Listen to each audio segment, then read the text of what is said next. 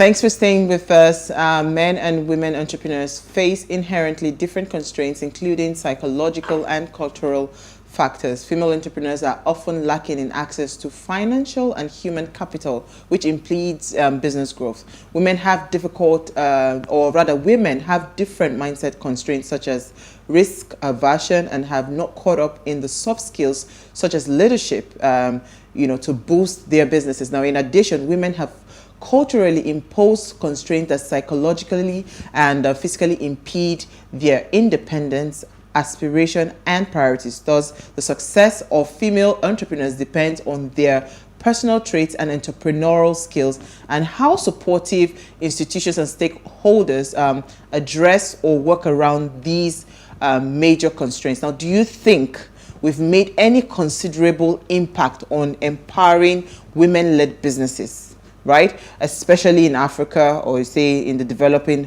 countries? And what can we do better? Now, please let us hear what you have to say. Remember, you can join the conversation. Send us an SMS or WhatsApp to 081-803-84663. So I'm going to bring in Nancy in a minute, but I want to start with you, Alero, because you just started something that is around women, small businesses, and all of that in your organization. How do you think it is faring in terms of, the impact that women-led businesses, can have, rather? Let me just forget about the negatives. What do you think they can have, the impact they can have on their communities? So, right now, what we are basically trying to do is we're trying to empower women by giving them, the resources that they need. So it's either we're giving them finances as capital to start their business, or we give them an opportunity to upskill, to do trainings, to probably some vocational trainings and all. Because the truth is, a lot of women are smarter than people think, and all they need is an opportunity to go beyond what they are doing right now, because a lot of them feel limited. So aside from their own individual background and their limitations, it's easier when there's like a community of other women backing them up to say, okay, you know what, we understand what's going on and we're here to support you. So if it's finances you need, we're here to give you maybe low interest rate financing, give you opportunities to get maybe investors if that's what you want. So there are a lot of opportunities coming up, and I'll be really excited to talk about that by the time we're ready to go to market as well. Absolutely. So yes, women are going to, in fact, I feel more enthusiastic about the growth of women in 2022 than I've been in other years, and the reason is because after COVID, it's just been a lot of families lost their jobs, and then most of the wives or the mothers in the homes were the ones supporting, and some people were like, oh my god, I didn't even know that we could actually have this type of impact in society, and it's really great that we're looking into it. So yeah. Awesome. How about you, Manny? You are a woman that is leading a business and doing exceptionally well at that. So how has it been for you? How do you think you have impacted, first of all, your own immediate community? Okay, so I think that the fact that I started what I'm doing right now, and I'm still on it 12 years into it, gives more girls around me the confidence, to participate in things like this. In the past, it was like women are not supposed to be here, women are not supposed to be doing these things. Now they see women coming out every day and doing it, so they now participate, and then they understand it, because it's not just in coming out and doing a business, it's in asking yourself why. What are the whys? I believe that because of the population of the women in our country especially, we can actually, women empowerment can help to fight poverty. We're more than the men. Yes. We have the numbers. So if you empower the woman, then you know what it means. Then there's this saying that goes that if you educate a girl, you educate a nation. So imagine if we turn this upside down. If you empower a woman, you empower a community. Empower a community. It's as simple as that. So I think with everything that I'm doing, is giving other girls, other women around me the confidence to participate, in building, nation building. Our lawyer. Wow. Yes. Nancy Taye has always been an advocate for those who cannot advocate for themselves. Since her youth, history has always been an interest of hers. Fascinated by how communities and cities grow, she hyper-focused on developing solutions to transform impoverished communities to thriving environments. Now, she consults nationally and internationally with SMEs, corporate bodies, NGOs, and governmental agencies. She provides fresh ideas and strategic guidance to ensure they obtain their desired outcome. Her unique perspective and strategies ultimately helps organizations refocus, recenter, and resume with increased efficiency. And might I add that she is a friend of the house. And we are always happy to have her whenever she's in Nigeria. Thank you so much, Nancy, for joining us this evening. Thank you for having me. All right, so I just saw you when, what's her name, Mani and Alero, they were talking, you were just going, yeah. I saw that. Do you want to touch on that? Well, I'm always excited when my fellow woman is Understands, empowering yes. other women. It's Yeah. a beautiful thing to see. And you mentioned how it fights poverty. Yeah. It really does. Like when you empower a woman, it's really interesting because the Organization of Economic Development published that the multiplier effect of a woman is 1 to 30. So for every one woman that's empowered, 30 people are going to benefit from that. And so when you think about empowering a woman, it's just a beautiful thing to see. So you mentioned the education, the training, the vocational piece. You mentioned women seeing, nation building, and seeing that they actually can do it too. And that's the issue. We don't have enough women in positions where they're able to influence and empower others to do the same. And so as you guys were speaking, I was just really excited. They've done your job for you tonight. But there's something you shared. You said across the globe, data points at the fact that women have made an enormous effort to present on the map of success in entrepreneurship in the last century. Women have made significant impact, and there's still potential for more. Right? This data, is it really real? Is it scalable? Are we truly, or is just the we are trying to be politically correct when we say that if you empower? Because sometimes when we talk about, I mean, we just had the International Women's Day. Everybody was talking about women empowerment, breaking the bias, you know, and all of that. It seemed like we're just making too much noise. Do we really make that much impact when you say you are impacting a woman? Are we truly influencing and changing things? Absolutely. As you were speaking and I was in the back room, I was like, this women empowerment thing is not a game. It's a real thing. There's real data that points to when women are empowered, what it does to an economy. In a recent report, a global women's report in the United States, women in small businesses are employing up to 7.7 million individuals. And it's more than our corporate organizations like McDonald's, IBM, and Walmart. And for me, I'm like, wow, that is so inspiring, but also shows directly what a woman's capable of doing. And when I think of African nations, I'm like, it's not really innovation, right? If you just follow statistics, if you follow data, then you understand what women are actually capable of doing, and you simply follow the pattern. And so when I think about Nigeria, particularly there was one organization that I worked with just 1 year, it's called Stories from Home. And she was an aspiring entrepreneur, and I asked her, well, what's your vision? What do you ultimately want to do? And she talked about how she wants to start her own business and she wants to help with the graphic design and so forth. So I worked with her, and under a year she employed 3 people. So I said, wow, well, according to the data here, there's 23 million entrepreneurs, female entrepreneurs. So that 23 million women has the ability to employ 1, 2, 3, 4, and 5 people within their country. And so when I think about it, it's not rocket science. It's just the data is right there. Follow it, invest, and you see what happens. Sure.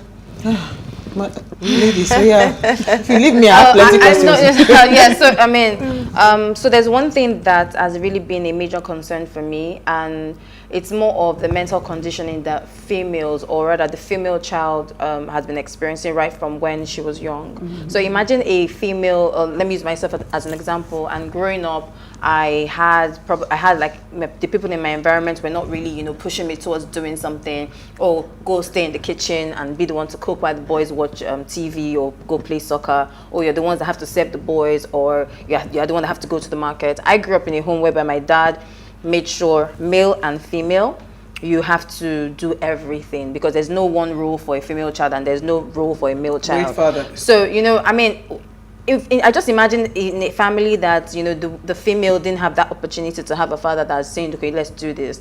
So we have a lot of women that belong to that category, and I know a lot of them are trying to unlearn what they know, and it's our duty of, I mean, we have the opportunity to, you know, see it differently, because they don't even know any better, because in their head they feel like, oh, I'm done with school, have to get married, I have kids, and that's it.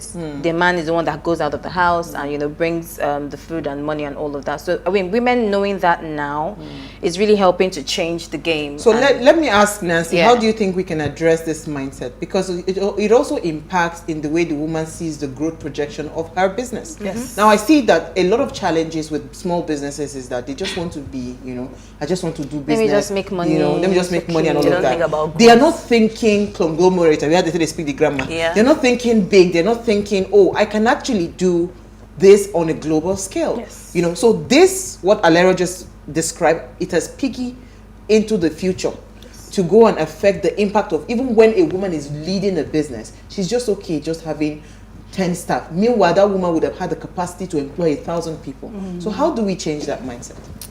When you're speaking, I'm like, was she at my training last week? I think she was. Because the training that we did was centered around the mindset of a woman. And oftentimes people ask me about, okay, what should I do when I start my business? I said, well, first you have to get your mindset right. If you're in business to make money, you don't understand what business really is. Business owners are the ultimate problem solvers. So your business should be a solution to an issue within the community. And the issue within your community in 2022, it's likely an issue globally. And so we have to think beyond our current circumstance. And that's what I encourage women to do when we work with them. And I really think there needs to be training programs centered around that. People don't know what is possible. That's what's happening here in Nigeria. Now, I've worked with quite a few women here in Nigeria, and I'm realizing they're not dreaming big enough. They don't even really understand what is possible. And I tell them, you're a click away from a breakthrough. You're literally one click away. Now in this 2022, 21st century, we're all connected in an instant. And so think beyond your current circumstance, think beyond your city, and definitely think beyond just making money. Because when you're solving an issue, people are gonna chase you. You won't have to go beg people to buy your product or your service.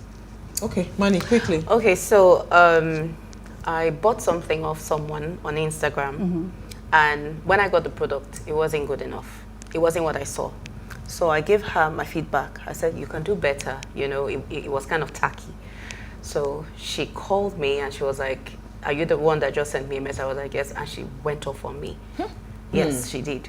You know, so, you know, women and emotions. Yeah. So what are the characteristics and attributes that you think that these women must possess to be able to actually lead? You understand? So the basic things, foundational things. Yeah, this is when I go back to leadership. So there's business skills and there's leadership skills. And if you want to be successful, you got to know how to have both. And when you understand that business is about service, it's not about you, it's not about your ego, it's about the other person. Exactly. Then you'll be able to really level up your emotional intelligence and also level of empathy, right? These are things that have to be taught. They're not taught. So I would say, one, this woman, I'm like, clearly she needs some leadership development, but I'm not surprised because what was she supposed to learn? It's not taught in schools. She likely didn't go to business school. She likely didn't have any type of training, right? People are starting businesses out of passion or desperation. Yes. Where is the skill development, right? Where's the emotional intelligence and leadership development that's supposed to go along with business? And so where's the mentoring? It's not there. So this thing does not surprise me. Customer service is one of the most important things in business, and people aren't taught it. Okay, you know what? Let's go on a very short break. When we come back from the break, we'll continue the conversation. Stay with us. We'll be right back.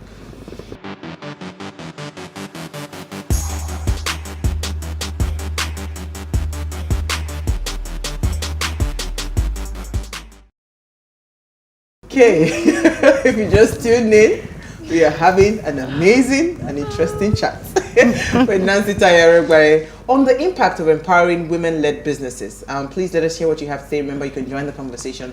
Send us an SMS or WhatsApp to 081-8038-4663. I want to go back to this topic, the impact. What does impact, or so what does empowerment mean to a woman?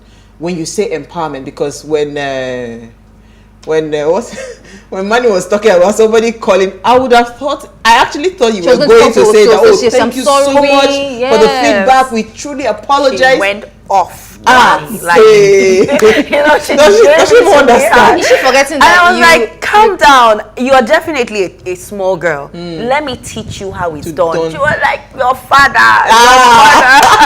And I was like, are you what? kidding me? So Seriously. what does empowerment really mean? You understand? When you say you want to empower a woman, what is that word? What does it mean? Because a lot of times people think it is people like Alero, they need to go and look for, just give me money, you have empowered me. But what does real empowerment mean? Yeah, I think it's a fabulous question. I was thinking about that, and I think right now we're seeing that empowerment is a financial thing, and it's not. It's not giving a woman money and saying, I support your business. It's getting her to understand her power. It's getting her to understand that she is capable of transformation. She's capable of saving her community, her family. She's capable of doing more than what she's doing in that moment. And it's a mindset thing, right? It comes from within. That's before the money. That's before the training, right? And I think that's what needs to happen. It has to be a comprehensive approach to the development of a woman, not just a financial thing. Yeah.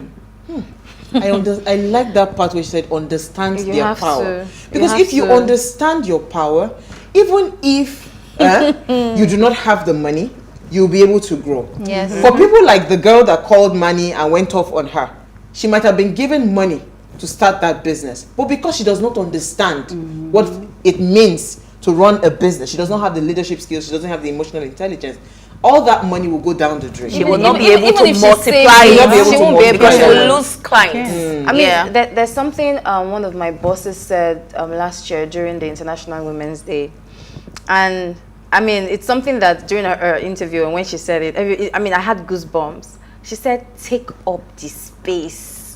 As a woman, I mean, there's so many times that in my career, I would want to do something, I'm not so confident about it. And at some point, I'll ask myself, why am I worried? Why am I scared? You're not even certain of the kind of superpower that you have as a woman. First of all, we have the power to multiply everything that we're being given. So when you know according to what people say, your onions, when you know your worth, you get into the room, you take up the space, let people notice you that, yes, I'm here to make an impact, I'm here to make a change. Even if you feel like you're not even as experienced enough to achieve it. Like she mentioned leadership, you have someone to guide you. Even if you don't even have them around you, look for somebody who can mentor you, who can, push you towards the right direction. I know that a lot of people have different type of leadership skills and how it can affect you as an individual. So, I mean, there are a couple of female mentors out there. I'm sure there are a couple of women that you'd have seen that will resonate with your style or with you. I mean, just take up the space, reach out. So let's move to the conversation around empowerment, Nancy. Because how prepared do you think women are when it comes to this mentorship and leadership skills to really pay attention? Because a lot of people are doing it. You are doing a fantastic job trying to get free mentorship for women, right? But it seems like nobody's interested in mentorship. Just give me money. I mean, is it that we have become so lazy, or what exactly is the real issue? Why are people not taking this leadership development and mentorship serious, for the growth of their business? Well, I think there's several reasons that contribute to that, and I think we just live in a world where everything comes so fast and so easy, and they don't understand that leadership is critical, right? No one's talking about it. I don't think it's in social media enough. I don't think it's on the news enough. I don't think it's in the newspapers enough. And I don't think, quite frankly, our leaders around the world are talking about this enough. And so if it's not constantly put in your face, then you don't value it, right? And so I think that's what's happening. Again, when you're talking about development and leadership, you don't see the benefits until later on. And we live in a world where I call it the microwave world. You just put it in and then it's out in 30 seconds. And people think that's what business is supposed to be as well. Not understanding that it's time. It takes time to develop a business that's scalable. And when you are trying to have a business success overnight, everybody wants the success, but are you willing to work for the success? And if you're not, I have to question why you're really in business. Because if you're in business to solve an issue, I'm going to fight for that issue because it's now bigger than myself. And I think we just have to reshape and redefine what business is and what leadership is and the value of it. Money is money. You want to go? Yeah, let me say something. I like what you just said. You know, this is a microwave generation. Absolutely. You know, instant gratification. They put something in, they want something out like in 2 days. You know, I see most of my young lawyers now, they just want to get to the top today. Not to have their own law firm. Thank you. I have people come into my law firm, and after 1 year, they want to open their law firms. Meanwhile, I'm coming from somewhere. So when I started out, I heard a lot of people say, "Oh, lawyers are poor. Lawyers are poor. You're making a bad move, leaving the bank," because I came from the banking industry. So you're leaving the bank to start up a law firm doesn't make sense, you know. But I started, and I knew what I was getting into. So like you just said, it was not easy. In the beginning, it feels like the numbers are not adding up because really the numbers are not supposed to be adding up. It's a process, you know. So, but nowadays, I don't think we have those people anymore who are ready to, you know, just slug it out till it works. Yes. Just stay on it till it works. She said something a while ago about confidence. You know, when I came out of law school, fresh out of law school, a newbie, I was attending all the conferences, seminars, anything that was available. So I found myself in Kenya at one time, and I realized that I had attended a judges conference. I was amongst all the judges in Nigeria. So there was judges from Sokoto, judges, and they were like, "What are you doing here?" And I was acting like I am supposed to be here. Like she said, make space for me. Take space. So I was taking space. Take it. You know, so nowadays we need a lot of confidence in taking this space, because the men are not even going to hand it over to you. You need to take it. You know, So how do we do that?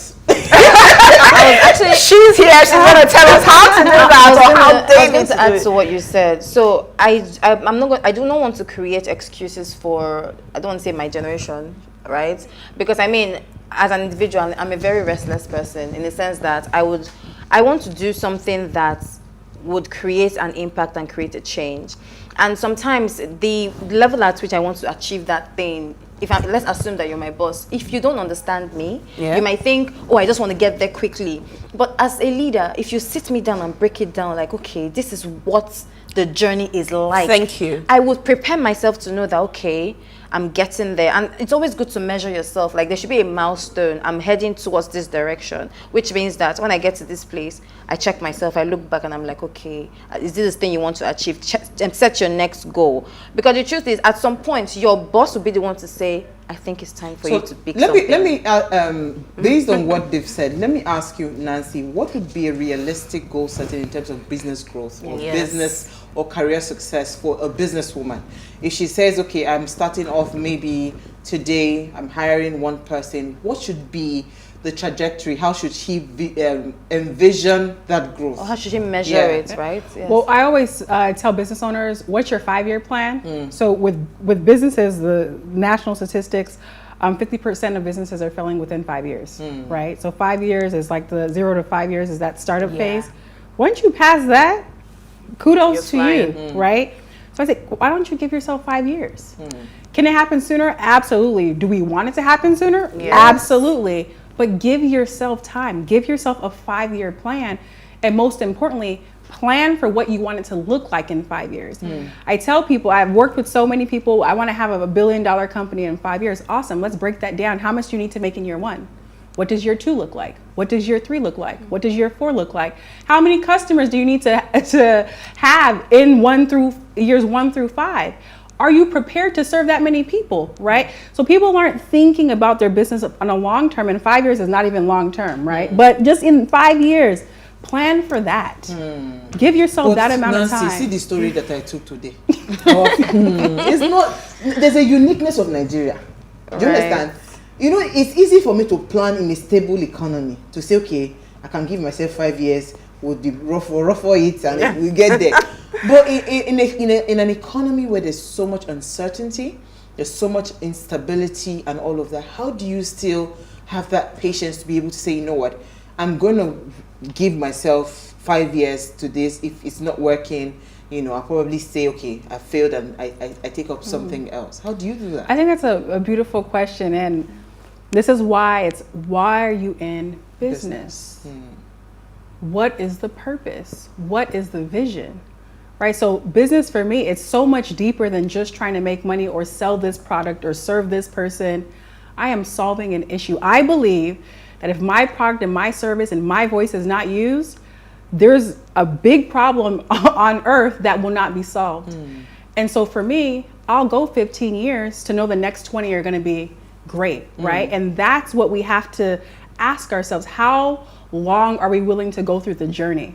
Because it's not easy. So that means it starts from the foundation of finding that, making sure that that business is here to meet a need. Yes. Yeah. Ah, okay. Absolutely. We're getting somewhere. We have a comment. Yes, so we have a comment. Hi, ladies. We all need to understand that our space here in Nigeria is different because our culture and because of our culture and our values. Even with all the business skills and your understanding, how important customers are is still very difficult to deal with Nigerians when it comes to business. I really understand what she's saying. I mean, I feel like Nigerians are unique people. Even when you go to the market, like the open market, and you're trying to purchase stuff, you know how, some retailers will actually act, or some traders. Insult you for just coming to price and not buying. Even with the story that she said that the vendor was. Yeah. I mean, I feel like it goes both ways. Even the consumers and the business owners. But I think this is not unique to Nigeria. It's Nancy, help me everywhere. out. In terms of customer service, It's everywhere. Where you actually, I mean, I watched a video online where it was not in Nigeria, where they were insulting the whatever for attending to somebody else. I mean, we see this happen, right? So how do we uniquely tailor it to Nigeria? Because it seems like everybody just feels like Nigeria, we have very poor customer service and all of that. How can we tailor the right solutions? Because I don't think it's unique to us, though. It's not unique to Nigeria, but I will say, and we're peculiar. Yes. Why peculiar people? Our culture is there that affects. I think just culturally, we have very dominant personalities. That's what I'll use. But you can still have a dominant personality and still serve somebody. Yeah. Like that is what business is. And I had an experience here in Nigeria. It's like, why the customer service here is just lacking across the board. But then there was one person I went to somewhere specific, and they were so kind to me. Didn't ask for money, just wanted to help me. And I was so impressed. I was like, wow, thank you so much. And tipped him. He didn't even want anything, but because I just was yearning for it. Why is there no service? And I think that, again, what are you in business for? Business is service. It is serving an individual, which means we have to reduce our ego. In their pockets. Exactly. That's how you get it. I told one of my seamstress, I said, it's not that you're not the best seamstress in Lagos. Let's be very clear. It's not that you're bad, but you're not the best. I'm not coming to you because you make the finest clothes in the city. I like you and I like your service. And and I was talking to her because she had bad service in that moment where I said, now you've broken the trust. I don't even want to come back to you anymore. You don't understand what relationship building does. Being kind to someone, being generous, and just being there for someone, it'll bring you back. Absolutely. Bring them back. And I think that's the mentality we have to have as a nation. Manny, you have a comment. Okay. Someone is just greeting us. Greetings, ladies. Sincerely, the capability of a woman is extremely awesome. Almost from 3 years, a girl already expresses so much attention and detail on her looks, etc. That attention to do the hair, the nails, the skin, personal hygiene, and so on. This ability, if given to leadership and bigger personal vision can add, will transform up to unsuppressible power. This gap is biggest weakness that limits the full potential of a woman. Question is why? From Benson. Did you understand that question? I did So not understand. let me take it again, because what he said was, let me see, he says, from almost at the age of 3, a girl already understands, Yeah. you understand. But the gap is that ability to translate the thing you already have on your inside, which is the guidance. That's where that mentorship comes Yes. in. Yeah. Where you How are do you bring able it to to say, the you outside? already have this inside of you, right? How about we move you away from hair, skin, and nails coordination to coordinating a structure, Real a things. business, and all of that? You understand? Is that missing link that Benson is talking about? So you channel that energy for a bigger purpose, a bigger vision. That's what he's saying, and that's where it comes back to what I'd link to Alero's comments about how we think small as women. We're just so satisfied. So how do we start to get to that place where we are hungry? You know, so, which I think you've already answered when you said, why are you in business, right? So I mean, if you were to sum it up, because, you know, when we are having fun, time, right? If you were to sum it up in terms of what the opportunities are in 2022 and beyond for women, because we are actually at the front burner of most conversations globally. Women, we are the front burner. So how do we tap into that as women? Yeah, I would say specifically women in Nigeria, it's critical that you seek support, seek mentorship programs, seek guidance, seek proper training, because the opportunities are there. People are watching, people understand what women are doing, and more opportunities are being created to support.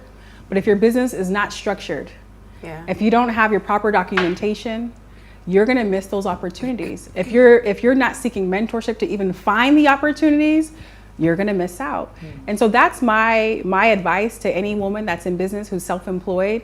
Get your ducks in a row, find mentorship, read, be serious about what it is that you're doing, because there's opportunities that are here and it could transform your life and your family's life and your community.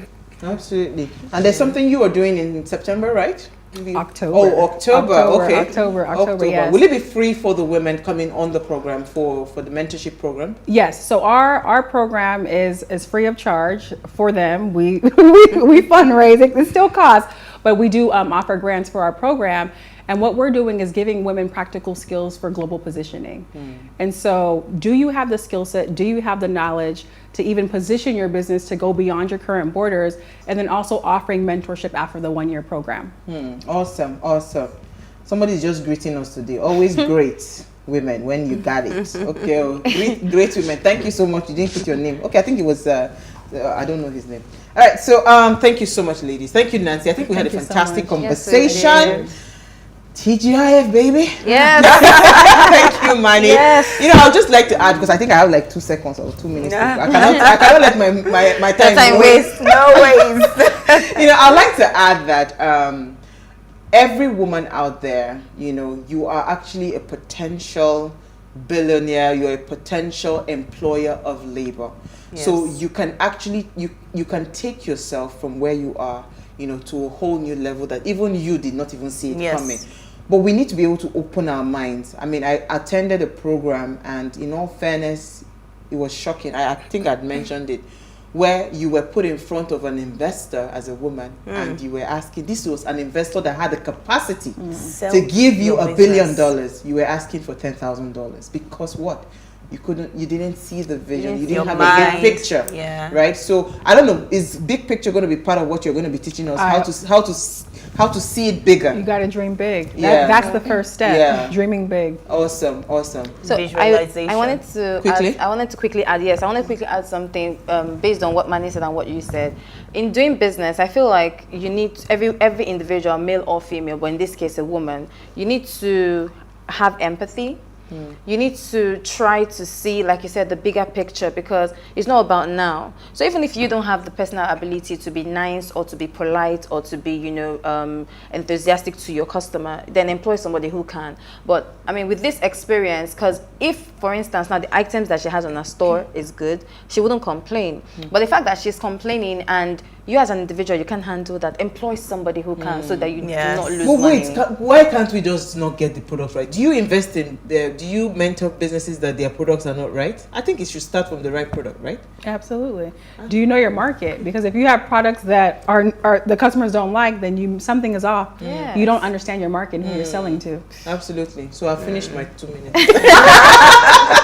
Thank you again, Nancy. Thank you, Manny. Thank you. Alero had a fantastic show. See me, I want to go to my bed. So before we go, do ensure you follow us on Instagram at Ratio Africa. You can interact with us further, drop a comment, and more importantly, follow all the engagements on social media, like, share, and invite your families and friends to watch and follow the conversation. Nancy will be giving out freebies in October, so look out for that, because we always give freebies. It's just that you people do not collect it and don't know what to get.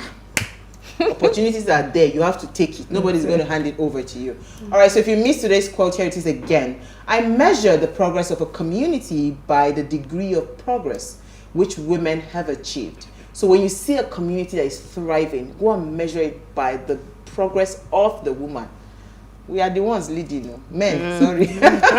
We'll see you guys live on Monday at 8 p.m. as I bring another great conversation to your screen. Enjoy.